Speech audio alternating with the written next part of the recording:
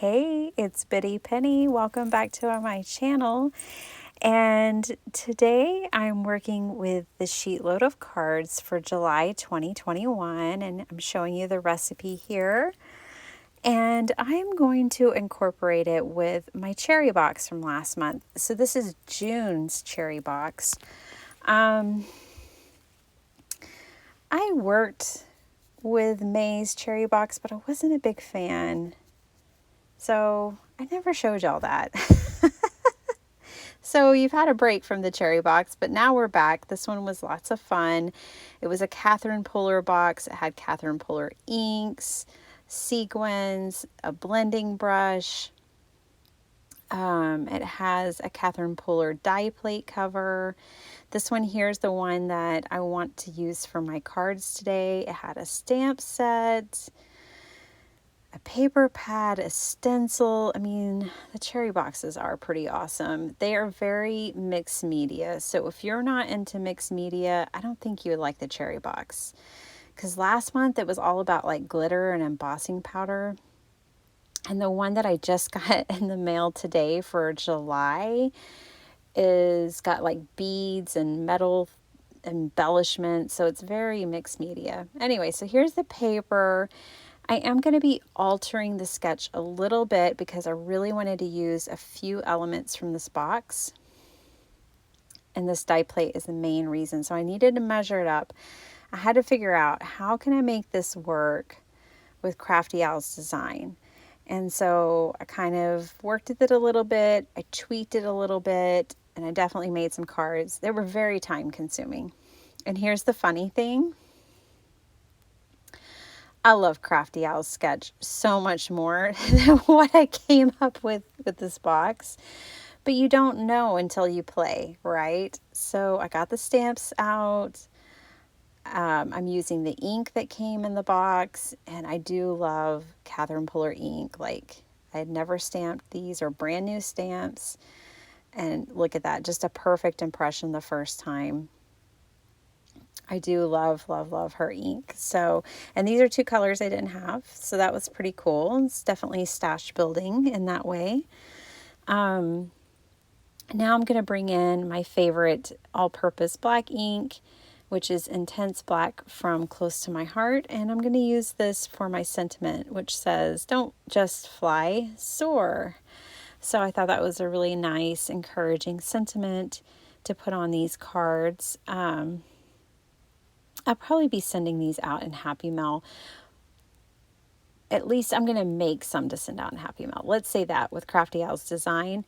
The sketch that for this month makes 12 cards. So in my head, I was like, cool. I can make 2 sets of 5 cards for gifts. I always like to have sets of cards ready for gift giving. And then I thought, well, and then I'll have 2 for friends or whatever. So that's kind of what I did today, is I made 2 sets of 5 cards, and then I made 2 cards that were just Crafty Owl's sketch followed to a T. And I'm telling you, I love it, love it, love it. I'm going to definitely be making more. But for my alternate sketch, here's what I did. So I die cut that die, and I cut it down so that it could work with her sketch. So her sketch has a base, like a card base, that's just a flat sheet of paper. It's not folded. Then you cut a smaller sheet that is folded that goes on top, which is like this white one right here.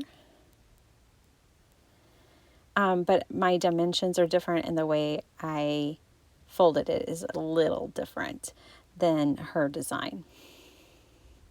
But don't worry, I'm going to show you her design as well. So then I decided that I would use some of this paper as a background for some of the cards. Some of them I just leave the white card base as my background. So I really just played around with it. So I have a big fun announcement with this Sheetload of cards. And that is that I joined Crafty Owl's group of collaborators, design team, creative team, whatever you want to call it. and I am so excited. I'm so excited to be on her creative team. One, because she's got a lot of fun ladies on there. Two, I really love Crafty Owl. And three, I just love that it's a creative team. I've been having so much fun with the Sheetloads all year long. So it was really a no-brainer. I just really, really excited. And you guys can probably tell that like Crafty Owl is really organized to a T. And it's so easy to collaborate and work with someone like that. It's just seamless and fun and enjoyable, and I'm just so delighted. So you guys will be seeing me work with the Sheetload for each month. Basically, the only thing that's going to change from what you've already been seeing is just when I post. So I'll be posting on the day that is designated for us to post. Otherwise, you've already been seeing me work with the Sheetload. I'll still be sometimes putting my own twist on it, sometimes following it to a T like I did last month. You know, it just depends on how the mood strikes me at the time. So now this is Crafty Owl's design. I decided to stamp up the base with this beautiful butterfly, and I really like the contrast of it stamped in black on the craft paper and on that teal colored paper. You guys probably have figured out by now, I never know what color of paper I'm using. Like when I get paper in a card kit, I just take it out and put it in my box, and that's the end of it. I don't even color. Like I don't even organize it, like all the blues next to each other, anything like that. I just take it out and put it in the box. So, you know, I have to use real generic terms here. So then, this is cut and followed exactly to Crafty Owl's specs. And I just really like the way this card opens. I like all the color play that you can get with this design. So if you're like me and you love pattern paper, I mean, you could have easily 4 different sheets shown off here between the semicircle and the base piece and then the card, the folded part. Like, yeah, you could have so much pattern paper. So I really, really like it. The other cool thing is that when you're following her sketch, you'll be able to use some 6x6 papers, and that's always nice. Now I kind of had this one misaligned and I kept fussing with it, and I end up having to fuss with it again. I like this idea that she had to put the notches right there on that fold line for your thread. Really smart. That way it doesn't slip around. Very clever. And for these circles, I just punched them with a paper punch that I had. Of course, it was a circle, and I just punched it off the edge of paper. And now I am bringing in this white twine. Really simple, but very effective cards. So this card fits in the 6 by 3/4 or 6 3/4 envelopes, the ones for mini slimlines. Right here you see me putting that glue inside because I forgot to glue that before I put my thread on. But on the next card you'll see me do it correctly. So now you just adhere this to the base, and it's really fun. So you just flip that part open and write your sentiment and everything in there.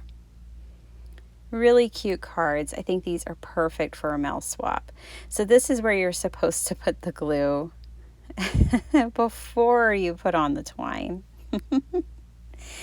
If you would like to get this sketch, the measurements, all the details, then I'm going to leave Crafty Owl linked below. You can go over to her channel. It is absolutely free to download the sketch each month and work with it. And there's also just a whole team of people who do what I'm doing, and I know many of what you guys do, and there's just a whole team of people who play with the sketch. Some do blogs, if you're into blogs. Some do Instagram, and then there's some YouTubers like me. So yeah, I just call myself a YouTuber. All right, whatever. So her team is got a lot of variety in it, and they are all linked below as well. So here are my cards, and this is the one that if you follow the sketch, this is how it will look in the end, depending on the paper you use, of course, but the basic recipe, and I absolutely love it. I can't wait to make more of these. In fact, I went ahead and just cut myself some more of those white bases so I can make more. They're already ready to go. Here is my variation so that I could use my cherry box. And I'm excited. I used almost all the pattern paper, only had 3 sheets left. And so that's fun. That was basically the one consumable that was in the cherry box last month. So everything else is really kind of a stash builder. So I can break that box apart, put the stuff in my stash, and move on from it. So that's kind of fun. I really like the way these came out.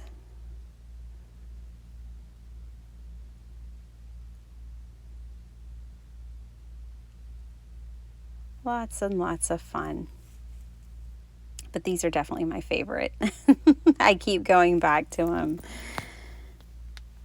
And I'm going to show y'all here that I have some extras of the bases cut. I'm ready to go to make some more of those. So I hope you guys enjoyed this video. I hope you enjoyed seeing how I played with the Show Us Sheetload.